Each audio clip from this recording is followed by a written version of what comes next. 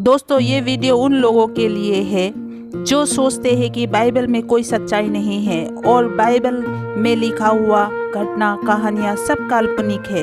आज मैं इतिहास के ऐसे 9 खोजों के बारे में बताने जा रही हूँ जो बाइबल के घटनाक्रम को 100% सही और बाइबल को सच्चा साबित करते हैं। पहला खोज, कामोसे स्टोन। इजिप्ट देश में बहुत सारे ऐसे स्टोन खोजकर्ता द्वारा खोजे गए और उनमें से एक स्टोन है कामोसे स्टोन। इस स्टोन पर इजिप्ट के राजा फिरौन की आज्ञा लिखा हुआ है। इस आज्ञा में लिखा है कि इज़राइल में पैदा होने वाले बच्चों को मार डाला जाए। दोस्तों, ये स्टोन इसकी लिखी हुई आज्ञा इस बात को प्रमाणित करती है कि जो बाइबल में लिखा है, जब इज़राइल का राजा फिरौन ने वहाँ के पैदा होने वाले सभी बच्चे यानी कि लड़के बच्चे मारने का आज्ञा दिया था। इस बारे में आप निर्गमन 1 अध्याय में पढ़ सकते हैं। दूसरा खोज है पिलातुस का अभिलेख। सन 1961 में कैसरिया शहर में एक स्टोन खोजा गया था जिससे लैटिन भाषा में लिखा हुआ था, जिसका अर्थ है इंतुस पिलातुस यहूदिया का हाकिम। दोस्तों, ये इंतुस पिलातुस वही हाकिम है जिसके कहने पर यीशु मसीह को सूली पर चढ़ा दिया गया था और इस बारे में आप लूका के 3 अध्याय के 1 पद में पढ़ सकते हैं।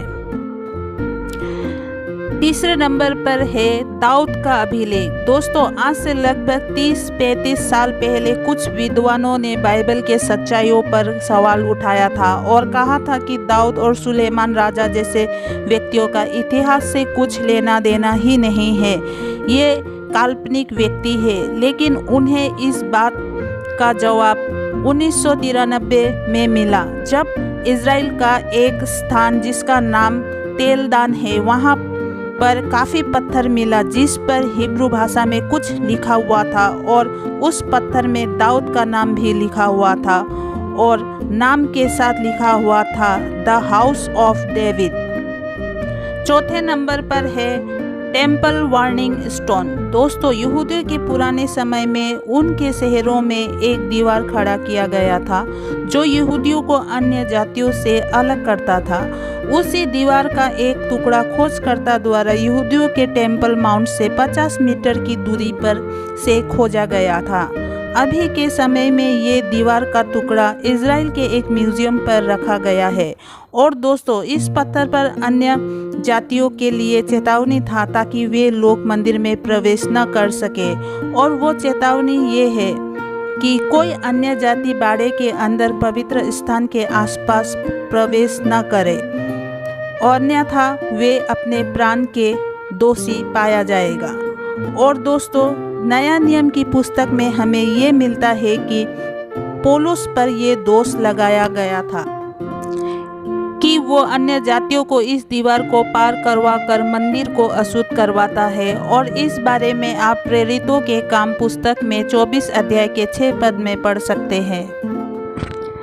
5वां नंबर पर है शीलो का कुंड। दोस्तों, बाइबल के पुस्तक में यूहन्ना के 9 अध्याय के 6 और 7 पद में हम यीशु मसीह के उस चमत्कार के बारे में पढ़ सकते हैं जब वो जन्म के अंधे एक व्यक्ति को आंखों में रोशनी देता है।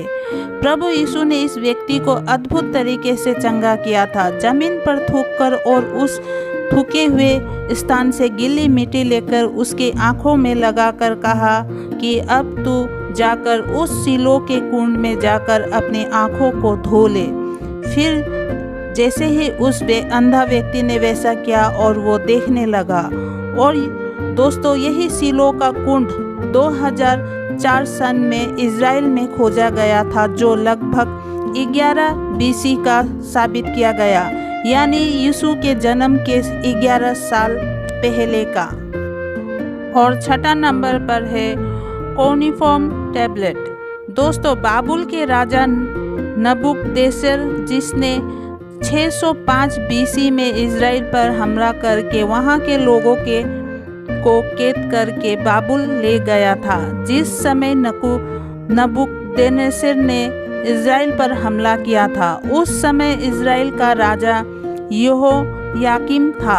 अब इस पत्थर को देखें, यह पत्थर पर नबूकदनेस्सर ने बनवाया था और इस पर लिखा है नबूकदनेस्सर बाबुल का राजा, जो राजा नबूकदनेस्सर के सबसे बड़े बेटे एसगिला और अजीदा के लिए प्रदान करता है, वो मैं हूँ।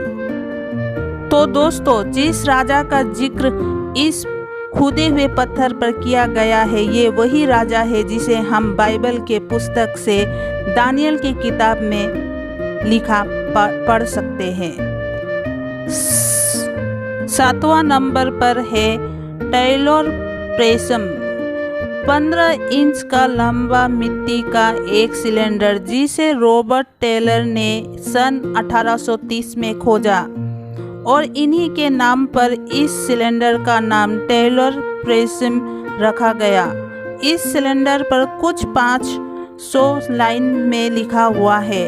इस सिलेंडर को सूर के राजा सनहरीब ने बनवाया था और उसने इस पर एक चेतावनी भी लिखवाया था जो यहूदा के राजा हिजकिय्याह के लिए था, और यह चेतावनी इस प्रकार है।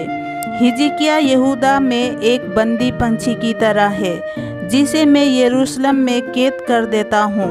मेरे भयानक जलाल ने हिजकिय्याह को घबरा दिया है।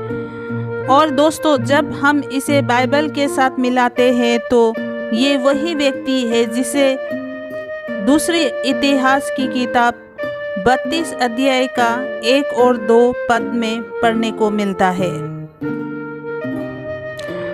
8वां नंबर पर है हिजकिय्याह टनल।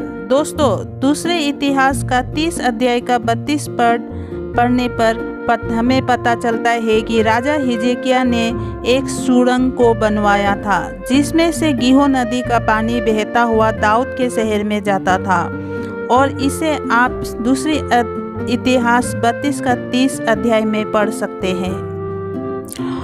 और दोस्तों, आर्कोलॉजिस्ट एडवर्ड रॉबिन्सन ने इस सुरंग को खोज निकाला। 1883 में यह सुरंग 1500 फीट लंबी है। और 9वें नंबर पर है नासरत हाउस। सन 2008 में रैंकसन था। उन्होंने एक किताब लिखा था जिसमें क्रिश्चियनिटी को झूठा होने का दावा किया और कहा इतिहास में यीशु नाम का कोई व्यक्ति नहीं था, क्योंकि पहली सदी में ना तो नासरत नाम का कोई शहर था। लेकिन 2009 में खोजकर्ताओं द्वारा नासरत शहर में एक छोटा घर खोजा गया और ये घर पत्थरों का बना हुआ था जो कि पहली सदी का है, और ये घर लगभग 9000 स्क्वायर फीट का था। अब दोस्तों, ये सभी खोजे ये साबित करते हैं कि बाइबल में जो भी लिखा गया है वे सभी सच है, काल्पनिक नहीं। प्रभु यीशु मसीह भी काल्पनिक नहीं है। अभी तो सिर्फ इस वीडियो में मैंने सिर्फ 9 खोजों के बारे में बताया है, लेकिन सच ये है कि और भी कई ऐसे अनेकों हजारों अनगिनत खोज और सबूत है जो बाइबल की हर एक बात को सच साबित करती है, और इन खोजों के द्वारा ही हम ये पता कर सकते हैं कि ना तो बाइबल झूठ है और ना उनमें लिखी हुई बातें झूठ है, और ना प्रभु यीशु झूठ है, और ना ये सब काल्पनिक है। दोस्तों, ये सब सच है और इनमें काल्पनिक बढ़ा चढ़ा कर लिखा गया कुछ भी नहीं है।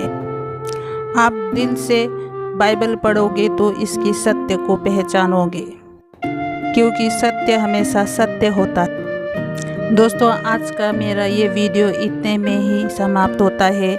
पसंद आए तो लाइक, शेयर और सब्सक्राइब कीजिएगा, और मेरे अगले वीडियो आने तक आप लोग प्लीज़ मेरे चैनल में बने रहेगा। तो तब तक सबको जय मसीह की।